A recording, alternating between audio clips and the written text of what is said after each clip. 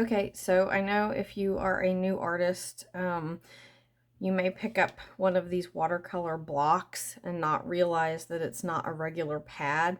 So the regular pads are just uh, glued on one side, so it's just like a notepad.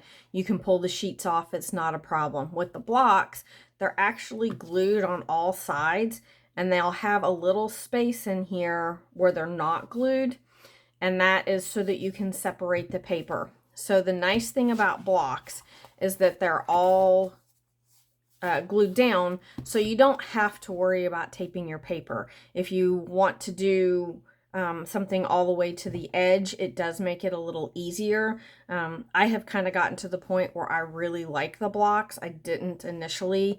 Now I really do, and I use them a lot. In fact, I ended up, as a lot of you know, I do postcards as well, and so these just come loose.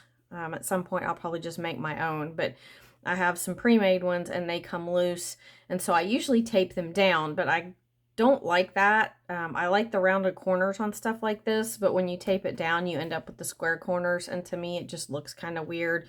It's always bothered me a little. So I actually got some what they call padding compound. They use it for bookbinding and stuff, and even notepad making.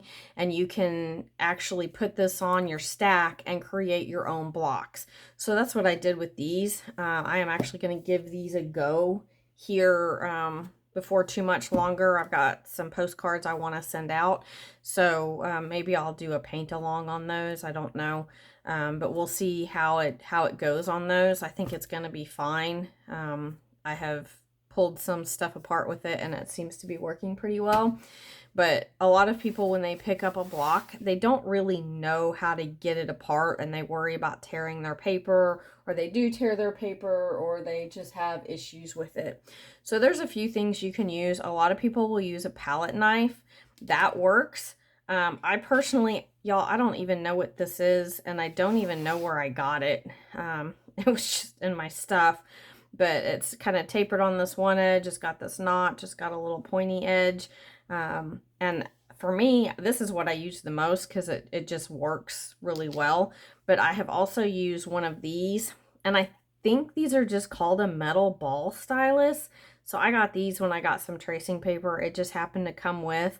But honestly, anything that's a kind of flat, narrow, will get you what you need on these. So you're just going to find the unglued edge, and you're simply just going to put whatever you're using and then just run it along the edge. Keep it flat, like that. And then your painting's free. And that's it. It really is that simple. I tried to make it a lot harder than it was as well. I did tear some paper in the beginning, but then, you know, I found that these things work really well and make it so that you can separate that. You don't have any issues, and then you're probably going to end up with a little bit of the glue, and then that stuff just peels right off. But for me, like I said, I really like the blocks and have come to like them a lot, actually. They are very handy. You don't have to have any tape handy if you don't want. You don't have to have artboard. They're just taped down. They don't, as you can see, this page, I mean, it's going to buckle a little because it's watercolor, but not a lot. The only thing I can really say, I don't even know if I'd call it bad, is that on the unglued edge, I usually end up with some paint because I'm kind of a messy painter, but you could easily put some tape down and keep that edge clean too. So if you were ever wondering how to separate your sheets from your block without tearing it, like I said, that's how I do it. It works pretty well. And I've not, once I started making it pretty simple, then I haven't ripped a page since. So like I said, keep it simple. Find something that's a decent flat edge on it that'll just slide up under there. Like I said, a lot of people use a palette knife. Perfectly acceptable. Whatever you've got handy that'll fit that. I suspect even something like a old gift card or something would work pretty well too. So hopefully that helped some of you. Like I said, I know some of the new people have trouble with that or can't figure it out. I was one of those people, so don't feel bad.